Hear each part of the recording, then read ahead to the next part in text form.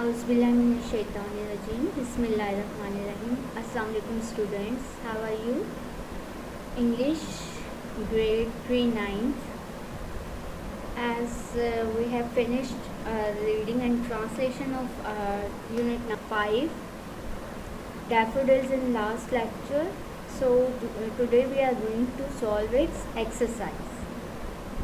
Group discussion hai. It is an oral activity. What have you understood is the key theme of the poem. Key theme of the poem क्या है? Poet is going to give a tribute to the nature. He is very much impressed by the nature. So इसमें जो एक हमें की theme नज़र आ रही है वो ये है कि पोएट जो है वो नेचर से बहुत ज़्यादा इम्प्रेस है, बहुत खुश है और उसको एक ट्रिब्यूट देने के लिए उसने ये सारी पोएम लिखी है. Discuss various aspects of nature as describe in the poem. Different aspects of nature क्या इन्होंने डिस्क्राइब किए पोइट ने बताया कि उसने काफ़ी सारे डैफोडिल्स जो हैं वो ब्यूटीफुल फ्लावर्स देखे. उसके अलावा वो एक ऐसी कंट्री साइड पे था जहाँ पे बहुत कूल ब्रीज थी और and the flowers were dancing. ये सारी उसने एक नेचर की पूरी सीनरी इसमें डिस्क्राइब की है. Work in pairs to prepare presentation on a topic of daffodils in your presentation. read Wordsworth's poem aloud to the class and explain your feelings. Presentation का एक पूरा मेथड होता है कि हम कोई भी प्रेजेंटेशन किस तरह से देते हैं, उसके प्रॉपर पॉइंट्स होते हैं. यहाँ पे कुछ गाइडलाइंस दी हुई हैं एक प्रेजेंटेशन को प्रिपेयर करने के लिए. Let's read it. Content. Provide adequate background of the topic. आपको उस टॉपिक के बैकग्राउंड के बारे में काफ़ी सारी जो इन्फॉर्मेशन है वो पता होनी चाहिए. Explore topic in sufficient depth, यानी आपको उस टॉपिक के बारे में बहुत डीपली नॉलेज होना चाहिए कि जिस बारे में आप बोल रहे हैं वो टॉपिक है क्या बेसिकली. अप्रोप्रिएट कंक्लूजन, कोई उसका जो है आपने एक कंक्लूजन या नतीजा भी देना होता है. ऑर्गेनाइजेशन. स्टेट ऑब्जेक्टिव्स वेल, आपको पता होना चाहिए कि आपके जो आपने प्रेजेंट करना है उसके ऑब्जेक्टिव्स क्या हैं, बेसिकली आप कहना क्या चाह रहे हैं. Cover major areas of the topic, जो भी आपका टॉपिक हो उसके जो मेजर एरियाज़ है, क्योंकि टाइम लिमिटेड होता है इसलिए आप सारे को कवर नहीं कर सकते. उसके जो मेजर एरियाज़ होते हैं उसको कवर करना होता है. Organise presentation in a proper sequence, एक प्रॉपर सीक्वेंस के साथ हो. उसमें ये ना लगे कि आप एक टॉपिक से जंप करके दूसरे टॉपिक पे चले गए हैं. एक प्रॉपर सीक्वेंस होना चाहिए जिससे जो आपका लिसनर है उसको भी समझ आ जाए कि आपने कहाँ से स्टार्ट किया, आप क्या इसके बाद आप क्या बता रहे हैं और वो पूरा एक सीक्वेंस हो. मैनेज टाइम वेल, जो गिवन टाइम होता है उसके अंदर ही आपको प्रेजेंट करना होता है, इसलिए आपने उस टाइम को अच्छी तरह से मैनेज करना है. Presentation. Introduction of the topic briefly and clearly. आपने जब प्रेजेंट करना है, प्रेजेंटेशन स्टार्ट करनी है तो आपने सबसे पहले अपने टॉपिक को ब्रीफली और क्लियरली वाज़े तौर पे उसको इंट्रोड्यूस करवाना है कि आप किस बारे में बोल रहे हैं, टॉपिक क्या है आपका. Supporting facts and examples. Then you have to give some supporting facts as well and examples. आपने उसके जो मिसालें हैं वो देनी हैं और उसके को सपोर्ट करने के लिए जो मटेरियल आपने कलेक्ट किया है आपने वो देना है. Next is style. Speak with confidence and alertness. आपने जब उसको प्रेजेंट करना है तो आपने बहुत ज़्यादा कॉन्फिडेंस के साथ बोलना है और आप अलर्ट होने चाहिए बिकॉज आपके प्रेजेंटेशन रिलेटेड क्वेश्चंस भी हो सकते हैं. इस क्वेश्चनिंग सेशन के लिए आपको पहले से प्रिपेयर होना चाहिए और आप जो भी बोलें आपको उसके लिए इतनी आप में अलर्टनेस होनी चाहिए कि आपको याद हो कि आपने क्या कहा है और अगर कोई क्वेश्चन हुआ है तो उसका आंसर आपने किस तरह देना है. Next is proper use of audio visual aids. use your presentation aids such as your your multimedia or your other audio visual aids, use body language. आप अपनी बॉडी लैंग्वेज को भी ऐसे रखें कि आपके उस स्टाइल से एक तो वो डिसेंट लगे और आपकी जो बात है वो समझ आ जाए। Conduct question answer session. हर प्रेजेंटेशन के एंड पे एक क्वेश्चन आंसर सेशन होता है जो कि आपको कंडक्ट करना होता है, जिससे आपके टॉपिक को समझने के लिए जो आपका लिसनर है उसको बहुत हेल्प मिलती है। Next is comprehension.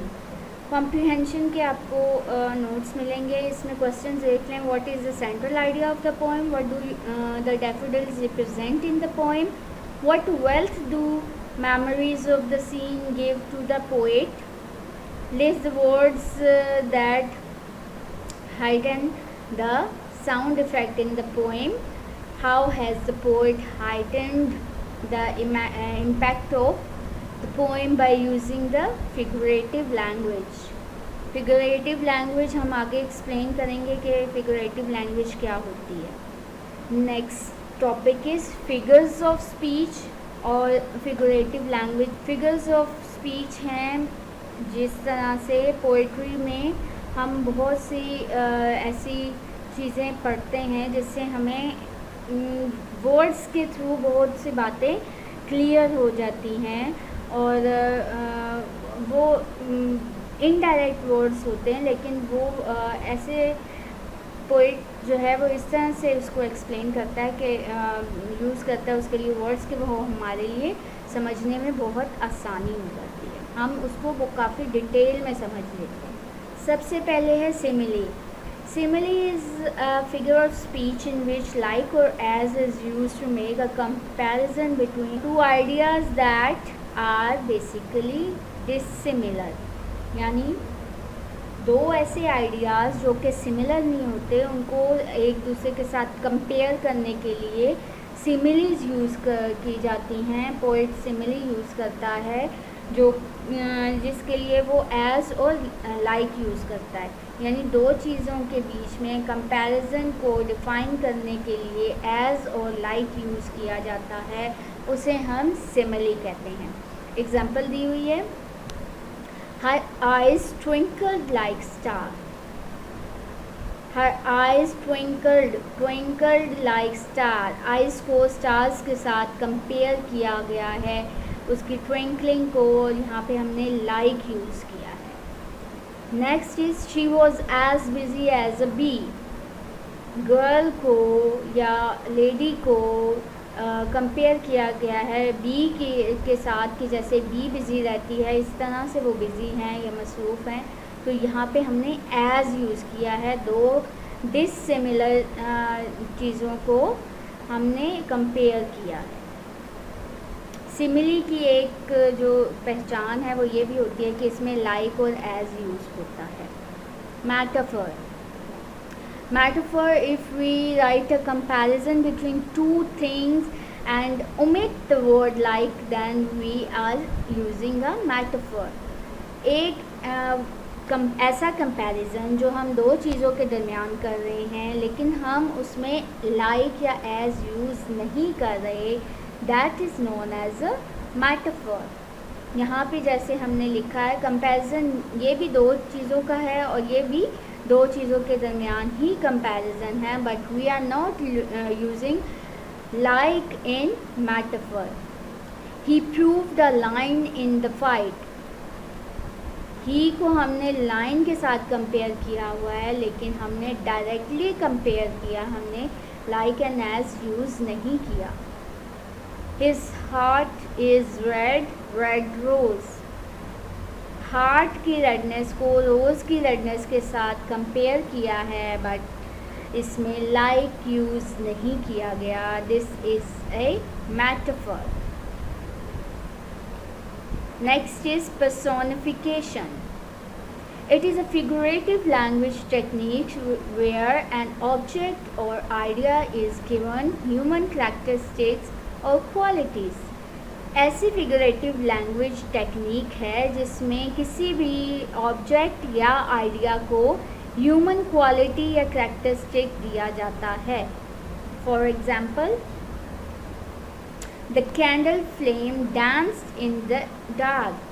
Dance is a human quality और ह्यूमन कैरेक्टरिस्टिक, बट हमने यहाँ पे कैंडल के फ्लेम को जो है टेक्निक उसके लिए यूज़ की है, इसलिए ये एक पर्सोनिफिकेशन है। Next is the sunflowers nodded in the wind. Nodded means हाँ में सर हिलाना या किसी की फेवर में सर को हिलाना। The sunflowers are not human being, they are flowers। हमने एक ऑब्जेक्ट को एक ह्यूमन क्वालिटी दी है, इसलिए इसको भी हम पर्सोनिफिकेशन कहेंगे। Then comes imagery. Imagery is the construction of detail used to create mental images in the mind of the reader through the visual sense as well as the senses of touch, smell, taste and sound। Imagination में जो हमारे एक पूरा image बनता है during reading, उसको हम कहते हैं इमेजरी।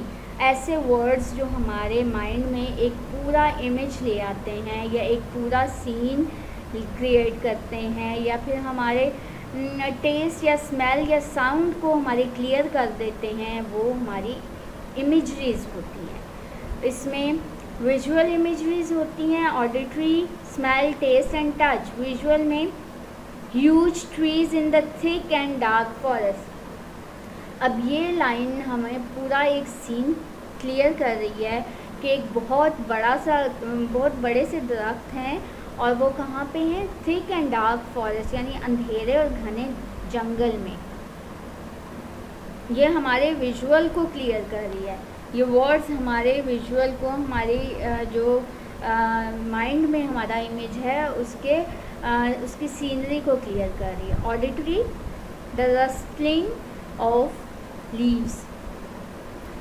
लीव्स की जो साउंड होती है, जिस तरह से वो साउंड करते हैं, इस वर्ड को, इस लाइन को पढ़ने के बाद हमें वो साउंड क्लियर हो जाती हैं अपने माइंड में, क्योंकि हमने अगर वो साउंड सुनी हुई है तो हमें पता होता है कि वो रसलिंग कैसी साउंड होगी, तो उससे हमारी ऑडिटरी इमेजरी जो है वो हमारी हेल्प कर रही है उसको माइंड में क्लियर करने के लिए। स्मेल, सेंट ऑफ एप्पल्स की किस तरह की स्मेल होती है सबको पता है।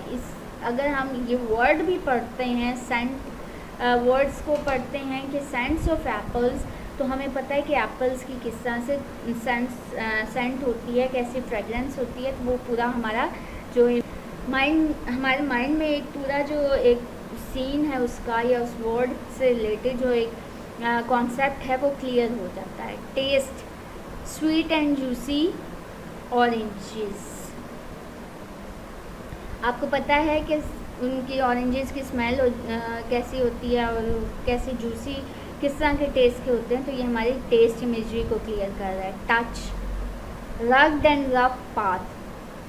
Rugged and rough path means एक बहुत ही रफ सा या ख़राब सा रास्ता, तो हमें पता है कि किस तरह का रफ, किस अनबैलेंस्ड होगा और किस तरह के वो जगह होगी, तो ये हमारे माइंड में ये क्लियर कर रही हैं उस सीन को, उस जगह को।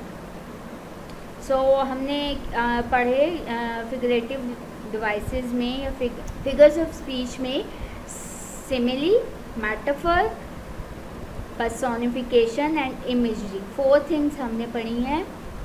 आई होप कि आपको क्लियर हो गई होंगी। Next question, in daffodils similes are used in stanza 1 and 2. Can you tell what 2 things are compared in each of these stanzas? हमारे स्टैंजा नंबर 1 और 2 में इमेजरी यूज़ हुई हैं। आप उन इमेजरीज को हमने बताना है कि वो किसके लिए, किस चीज़ को कंपेयर कर रही हैं। Open your page number 51, first stanza, first line, I wondered lonely as a cloud. As a cloud is a simile. Lonely as a cloud is a simile. The poet describes himself lonely as a crowd, वो अपने आप को एक cloud की तरह lonely बता रहा है कि मैं लोनली घूम रहा था, अकेला घूम रहा था एक बादल की तरह। In second stanza first line, continuous as the stars that shine, continuous as the stars की तरह मुसलसल या कितार में।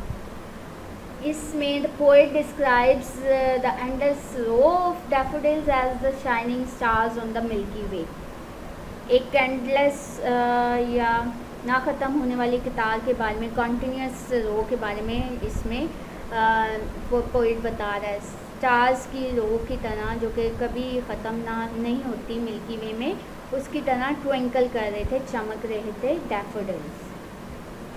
Pick out one example of the personification from the poem. Poem को रीड करके हम इसमें से एक एग्जाम्पल जो है पर्सोनिफिकेशन की, उसको हम लिखेंगे। Come to page number 51। यहाँ हमें काफ़ी पर्सोनिफिकेशंस मिल जाएंगी, लेकिन हम एक दो को डिस्कस करते हैं। जहाँ पोइट कह रहा है फर्स्ट स्टैंजा थर्ड लाइन में, when all at once I saw a crowd. Crowd जो है वो ह्यूमन क्वालिटी है, इंसानों को कि बहुत सारे जब लोग इकट्ठे होते हैं उसको क्राउड कहते हैं, लेकिन यहाँ पे ये क्राउड यूज़ किया गया है फॉर फ्लावर्स, तो इसलिए ये एक पर्सोनिफिकेशन है। नेक्स्ट लाइन में a host of golden daffodils, host भी फॉर ह्यूमन यूज़ होता है, क्वालिटी है ह्यूमन क्वालिटी, पर यहाँ पे डैफोडिल्स के लिए यूज़ किया गया है। See, here is a list of few similes, metaphors and personifications. Can you identify them? Write S for simile, M for metaphor and P for personification. Read करते हैं हम इसको, और जो हमें लाइन इनमें से कोई भी फिगर ऑफ स्पीच लगेगी, हमने उसके आगे इसका इनिशियल लेटर लिखना। Time is money, it is a metaphor. The apple of my eye, it is also a metaphor. As busy as a bee, it is a simile. As cunning as a fox, it is a simile. The wind whispered the rumors of the forest. Wind whispered is a human quality, but use हम wind के लिए हुई है, it's mean it is a personification. Brown grass was begging for water.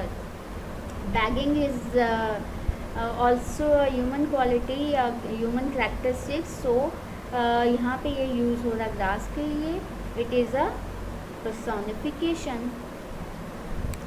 As gentle as a lamb, it is a simile because as use हो रहा है, so as wise as an owl, as simile again. The sorry engine whizzed its death cuff, ये एक personification है। Engine के लिए death कफ use हुआ है, जो कि ह्यूमन कैरेक्टरिस्टिक है। Blanket of snow, it is a metaphor. The heart of line, it is also a metaphor. As black as a crow, as use हुआ है, it's mean it is a simile. Next question is underline the words and phrases that depict imagery in the poem. आप पूरी poem read करें और उसमें से जो imagery आपको क्लियर हो रही है आप उसको यहाँ पे लिखें। जैसे fluttering, dancing, milky way, tossing their head, sprightly dance, ये सारी जो हैं आपकी इमेजरीज हैं। Next question is vocabulary. Use a thesaurus to find 3 more synonyms of the following words. Synonyms means same meaning words. Saw, glance, gaze, watch, see, look. Next is shine, twinkle, sparkle, glare, glimmer, flash, glitter, shimmer. ये सारे इसके synonyms हैं. Next is connotation. Connotation means the attitude and feeling associated with the word as opposed to its literal meaning. किसी भी कोई भी जो word होता है उसका एक पॉजिटिव और एक नेगेटिव कॉनोटेशन होती है. एक उसका लिटरल मीनिंग के कुछ अपोज भी होता है. जैसे यहाँ एग्जांपल दी हुई है सॉलिट्यूड अ पॉजिटिव कॉनोटेशन और लोनली. सॉलिट्यूड का मतलब भी तन्हा है, तन्हाई है, और लोनली का मतलब भी अकेला होना या तन्हा होना है. लेकिन सॉलिट्यूड जो है वो एक पॉजिटिव कॉनोटेशन है, पॉजिटिव वे में यूज़ करते हैं हम इस वर्ड को, और लोनली को एक नेगेटिव कॉनोटेशन के तौर पे यूज़ किया जाता है. अब यहाँ पे दिया हुआ है specify positive and negative connotation of each of the following. इन सब की जो एक एक पॉजिटिव और नेगेटिव कॉनोटेशन है वो हमने यहाँ पे लिखनी है. गेज़ की अगर हम गेज़ हमारा एक पॉजिटिव कॉनोटेशन है, अगर इसकी नेगेटिव लिखेंगे तो वो होगी नॉट टू लुक. स्टेयर हमारा नेगेटिव है और इसकी पॉजिटिव हो जाएगी ब्लाइंड. शाइन, शाइन को हम पॉजिटिव कॉनोटेशन कहते हैं, तो इसका एक और अगर हम लिखेंगे तो वो हो जाएगा डल. ग्लेयर, ग्लेयर एक नेगेटिव कॉनोटेशन है और इसका अगर हम पॉजिटिव वो लिखें या इसके ऑपोजिट लिखेंगे तो वो हो जाएगा dark, hoard, single, collect, loose. Use the words given in activity B in sentences of your own. जितने ऊपर वर्ड्स दिए हुए हैं उनको आपने अब नेगेटिव एंड पॉजिटिव कॉनोटेशन को माइंड में रखते हुए सेंटेंसेस में यूज़ करना है. This is your assignment folders work. आपने असाइनमेंट फोल्डर पे करना है ये वाला काम. Grammar, collective noun. What is noun? Noun is the name of person, place, thing और एनी आइडिया. किसी भी चीज़, जगह या किसी आइडिया का नाम, that is known as noun. Noun की बहुत सारी टाइप्स है, जैसे common, proper, collective, countable, uncountable. यहाँ पे हम जो पढ़ रहे हैं that is collective noun. A singular noun such as committee or team that refers to a group of people, animal or things is called collective noun. एक single noun जो हमें एक पूरे ग्रुप का बता रहा हो, जो वो ग्रुप लोगों का भी हो सकता है, एनिमल्स का भी हो सकता है, किसी चीज़ का भी हो सकता है, that is known as collective noun.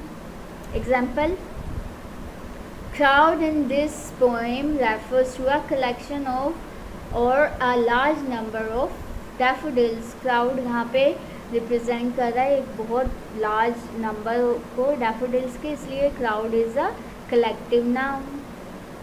Right the collective nouns of the following. इनके आपने कलेक्टिव नाउन्स लिखने हैं. A collection of ships. Ships की कलेक्शन को हम फ्लीट कहते हैं. अ कलेक्शन ऑफ सिंगर्स, इसको कोरस भी कहते हैं और बैंड भी कह सकते हैं. A collection of kettles, heard. A collection of soldiers, force. Next question is underline the preposition of place in the poem. हमने द प्रपोजिशन ऑफ प्लेस हमने पहले पढ़ा है, और जैसे हमने पोएम में वर्ड्स पढ़े हैं on, in, with, along, beside, beneath. ये सारे प्रपोजिशन ऑफ प्लेस हैं। अब यहाँ पे भी दिए हुए कुछ प्रपोजिशंस, इन प्रपोजिशंस को आपने अपने सेंटेंसेस में यूज़ करना है। ये भी आपकी असाइनमेंट है जो आपने अपने असाइनमेंट फोल्डर पे करनी है। बिहाइंड, बिसाइड, बिहाइंड पीछे, बिसाइड साथ में, नेक्स्ट टू, उसके बाद अंडर नीचे, ओवर, अलोंग, अक्रॉस, ये सारे आपने सेंटेंसेस इनके बनाने हैं। Next is conjunctions. Conjunctions to join words and sentences. Conjunctions linking words होते हैं जो कि ज्वाइन करते हैं वर्ड्स को और सेंटेंसेस को। There are two kinds of conjunctions. दो तरह की, दो काइंड्स होती हैं कंजंक्शंस की। एक कोऑर्डिनेटिंग कंजंक्शन होती है और एक subordinating conjunction. Coordinating conjunction, the conjunctions join sentences of equal rank. एक ही तरह के जो सेंटेंसेस होते हैं उनको ज्वाइन करने के लिए जो हम यूज़ करते हैं वो कोऑर्डिनेटिंग होती हैं। बट, और, nor, either, also, however, only, so, hence, ये सारे आपके कोऑर्डिनेटिंग कंजंक्शंस हैं। Subcoordinating conjunctions, these conjunctions join sentences one of which is dependent to the other. ऐसे sentences जो एक sentence दूसरे sentence पे depend कर रहा हो, उनको जोड़ने के लिए जो हम words use करते हैं वो subordinating conjunctions होती हैं। For example, because, that, while, unless, as, when, since, if, though, ये सारे जो हैं ये एक सेंटेंस को जो दूसरे सेंटेंस से अगर हम किसी डिपेंडेंट सेंटेंस को जोड़ रहे हैं तो उसके लिए ये यूज़ करेंगे। Come to the next question. Fill in the blanks with appropriate conjunctions. आपने ये blanks with appropriate conjunctions fill करनी हैं। कंजंक्शंस हमने पीछे अभी पढ़ा है कि कौन सी होती हैं। सो he ran fast, dash, he missed the train. He ran fast, but he missed the train. Wait, dash, I return. Wait till I return. Work hard, dash, you should fail. Work hard unless you should fail. I didn't come, dash, you didn't invite me. I didn't come because you didn't invite me. You will get a prize, dash, you deserve it. You will get a prize if you deserve it. Next question is, use any 5 coordinating conjunctions and any 5 sub-coordinating conjunctions in sentences of your own. आपको जैसे as well as है या because है, इसके अलावा that है, ये सारे आपके कंजंक्शंस की टाइप है। आप इसी तरह से हमने कोऑर्डिनेटिंग और सब ऑर्डिनेटिंग कंजंक्शंस को, वर्ड्स को लेके आपने उनसे सेंटेंसेस बनाने हैं on your assignment folder. Next is use of present and past participles. Participles क्या होते हैं? Participle is a verb form, verb की एक फॉर्म है, use as an adjective to modify noun and pronouns. Noun और pronouns को modify करने के लिए यूज़ की जाती है। प्रेजेंट पार्टिसिपल कौन से होते हैं? All the present participle end in I N G, जिनके एंड पे आईएनजी होता है वो प्रेजेंट पार्टिसिपल्स होते हैं। जैसे कि the laughing lady, the falling temperature, the stunning remark. और past participle, past participles of all regular verbs and in ed। जो regular verb के past participles होते हैं वो ed पे end होते हैं और irregular verbs के जो participles होते हैं वो उनके डिफरेंट जो इरेगुलर फॉर्म्स है उसके अकॉर्डिंग उसकी एंडिंग होती है। The tired dancer, the injured player, the cracked vase. However, irregular verbs have various past participles endings such as thrown, ridden, built, and gone. Question is, underline the participles in the following sentences. इसमें से आपने participles को underline करना है.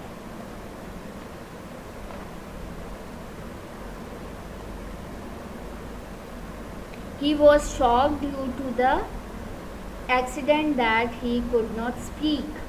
Shocked is a past participle. Underline this word shocked. It is a past participle. The galloping horse scared the child. Galloping means ये एक आपका present participle है. I don't want the burnt toast. Burnt को underline करेंगे. That is a past participle. Don't be frightened. The dog doesn't bite. Frightened आपका past participle है, इसको underline करेंगे. The lorry was carrying stolen goods. Carrying is a present participle. Everybody was excited preparing the things for the trip. Preparing is a present participle. If the children are bored, take them to the park. Bored is a past participle. Make 5 sentences using the present participles and 5 sentences using the past participles. Present participles और past participles को इससे भी 5 लेके और उनके आपने सबके sentences अपनी असाइनमेंट फोल्डर्स पे अपने बनाने. पैराफ्रेजिंग इज री writing a poets utterances or ideas in one's own words without altering the meaning of the original. जो हम उसको एक्सप्लेन करते हैं without changing it's meaning, original he meaning को लेके हम उसके जो पोइट के व्यूज़ होते हैं उसको डिस्क्राइब करते हैं, एक्सप्लेन कर रहे होते हैं. That is known as paraphrasing. Thus a stanza takes the shape of the prose. यानी हम उसको पोइट्री फॉर्म से प्रोज फॉर्म में ले आते हैं, उसको एक सिंपल पैराग्राफ में ले आते हैं. It is of the same length as the original because the purpose is to rephrase without going into any unnecessary detail. उसको हमने rephrase करना होता है और ये उतने ही लेंथ का होता है जितने कि आपका स्टैंजा हो, क्योंकि हमने उसमें unnecessary डिटेल्स को ऐड नहीं करना होता. Paraphrase the last stanza of the poem. ये आपको जो नोट्स मिलेंगे उसमें इसकी पैराफ्रेजिंग आपको उसके साथ मिल जाएगी. Summary writing. A summary is a shorter, condensed version of an oral, visual or written text. कोई भी oral, visual, written text को जब हम shorter form में लिखते हैं तो उसको हम summary कहते हैं. Following are the 4 basic steps in preparing a summary, providing a logical and organized approach to the process of summary writing. Summary writing के प्रोसेस को ऑर्गेनाइज करने के लिए कुछ उसके स्टेप्स बेसिक होते हैं. यहाँ पे 4 स्टेप्स बताए गए हैं, इसको फॉलो करके हम एक अच्छी समरी लिख सकते हैं. फर्स्ट स्टेप है इसका reading. A good summary depends to a large extent on good reading to understand the original text. यानी एक अच्छी समरी डिपेंड करती है कि हम उसको गुड रीडिंग और गुड अंडरस्टैंडिंग के साथ लिखें. यानी जो ओरिजिनल टेक्स्ट है उसको हम अच्छी तरह से पढ़ें और उसको समझें, तभी हम एक अच्छी समरी लिख सकते हैं. Outlining involve making notes that may help you compose a summary such as noting authors purpose, topic, sentence, quoting detail and main idea. Outline होती है जिसमें हम जो अपने नोट्स बना लेते हैं, जो हम रीड करते हैं साथ साथ हम उसको लिखते जाते हैं उसके इम्पॉर्टेंट पॉइंट्स, जिसमें उसका ऑथर का पर्पस लिखते हैं, किस वजह से ऑथर ने ये लिखा है। फिर उसके बाद टॉपिक सेंटेंसेस लिखते हैं, पूरे उसमें सपोर्टिंग डिटेल्स जो दी होती हैं और जो मेन आइडिया हमें समझ आता है हम उसको साथ साथ लिखते जाते हैं। वो हमारी एक आउटलाइन बन जाती है जिसके थ्रू हम फिर समरी को आसानी के साथ लिख सकते हैं। Checking eight this stage the accuracy of outline notes is judged by comparing them with the original passage.